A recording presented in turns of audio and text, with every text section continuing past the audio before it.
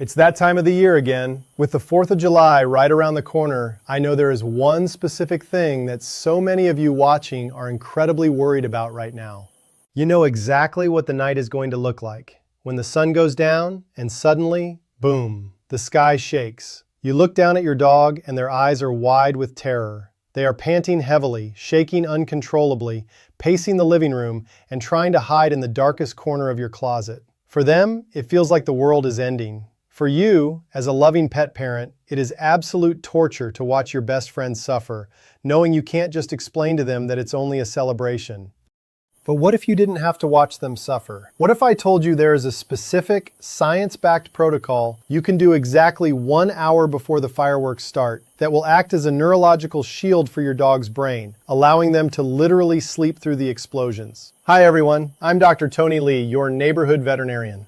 The 4th of July, New Year's Eve, and severe thunderstorms are the absolute worst nights of the year to be a dog. In fact, more dogs run away and end up in animal shelters on the 4th of July than any other day of the year. The panic is real and the danger is real. But it doesn't have to be this way. Today, we are doing a complete masterclass on canine noise phobia. I'm going to teach you exactly why dogs are so terrified of fireworks, the massive mistakes owners make that actually make the anxiety worse, and my ultimate countdown to calm protocol. We will cover what to do days before, the morning of, and finally, the magical 1 hour before veterinary secret. So hit that subscribe button to protect your pets, and let's dive right in. Chapter 1. The biology of noise phobia. Before we can cure the fear, we have to understand it. Let's start with the biology of noise phobia. Why are dogs so uniquely terrified of fireworks? You might think it's just because the noise is loud, but for a dog, a firework is a multi-sensory nightmare. First, we have their hearing. A dog's hearing is about 4 times more sensitive than a human's. They can hear frequencies that are completely silent to us. When a firework goes off, to a dog, the volume and the sharpness of the frequency are literally deafening.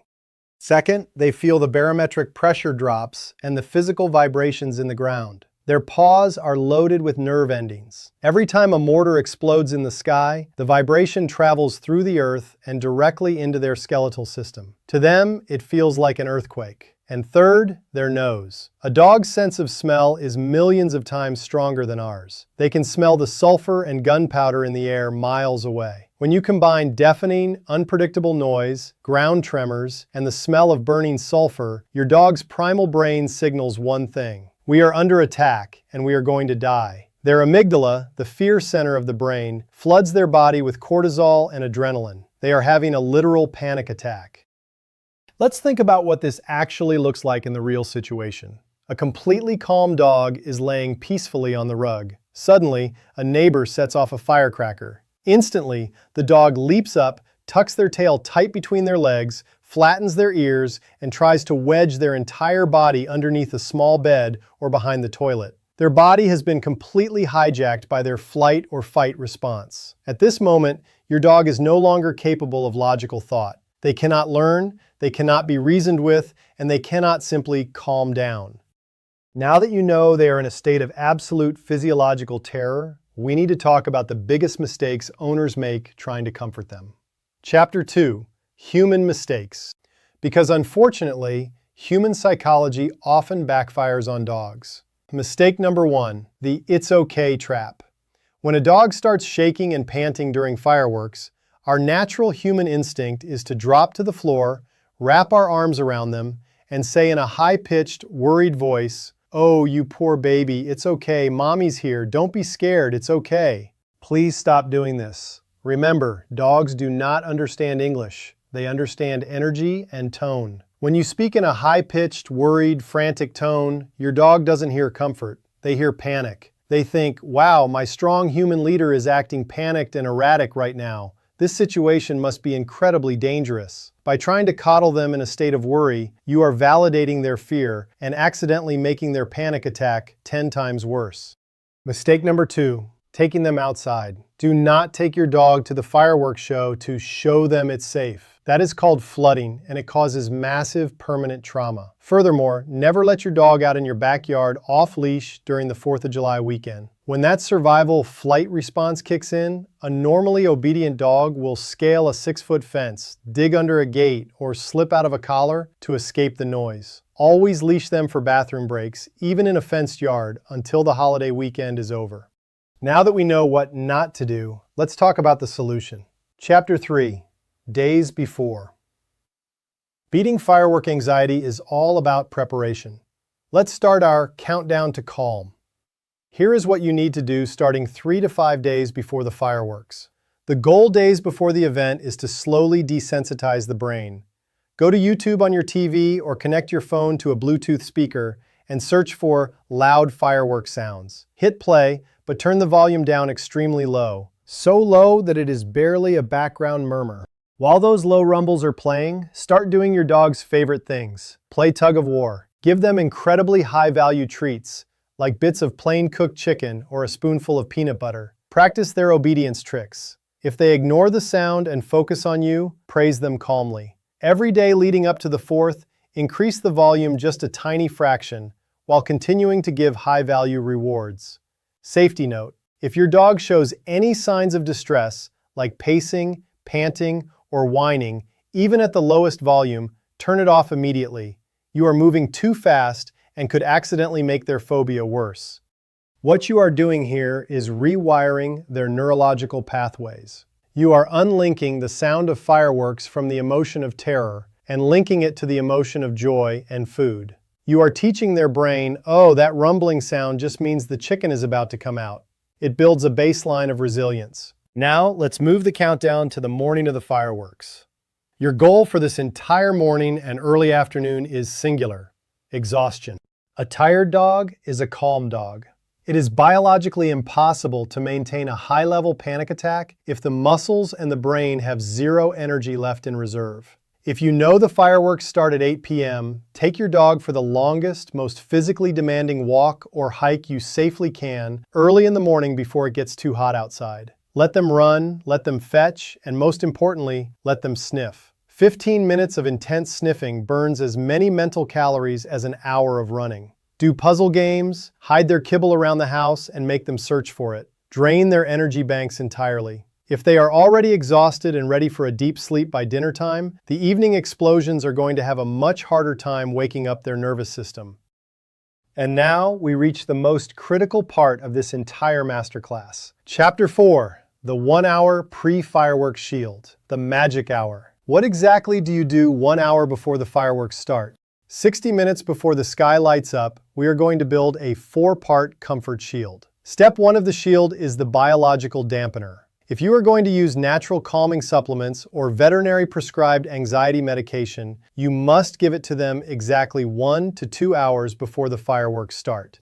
This is where almost everyone fails. Owners wait until the dog is already shaking and hiding under the bed, and then they try to give them a calming chew or a pill. By that time, the dog's bloodstream is already flooded with adrenaline and cortisol. The medication is trying to fight a raging fire, and it won't work. You must give the supplement before the spark happens, while the dog is still completely calm. That way, the calming agents block the adrenaline receptors from ever firing in the first place.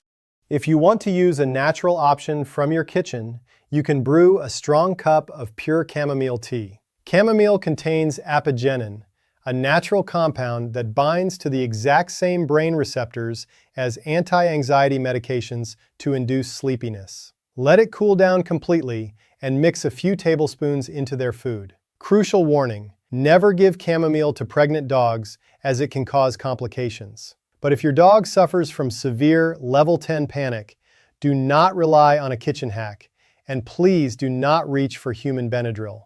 A lot of owners think Benadryl calms a dog down, but as a vet, I need to tell you the truth. Benadryl only sedates them physically. It does nothing to stop the actual chemical fear firing in their brain. It essentially paralyzes them so they are still completely terrified inside, but unable to move. For dogs with severe phobias, call your vet a week early and ask for a modern, targeted noise aversion medication like Gel. Cilio works miracles to quiet the brain's panic center, but remember, it is an oromucosal gel. You must rub it directly onto your dog's gums or inside their cheek. Do not let them swallow it like a pill, or it gets deactivated in the stomach and won't work. Give this dose an hour early. Step 2 of our 1-hour shield is deep pressure therapy. You may have seen commercial products like the Thunder Shirt, which are fantastic. But why do they work? It goes back to biology. Applying constant, gentle squeezing pressure around a dog's torso targets their parasympathetic nervous system.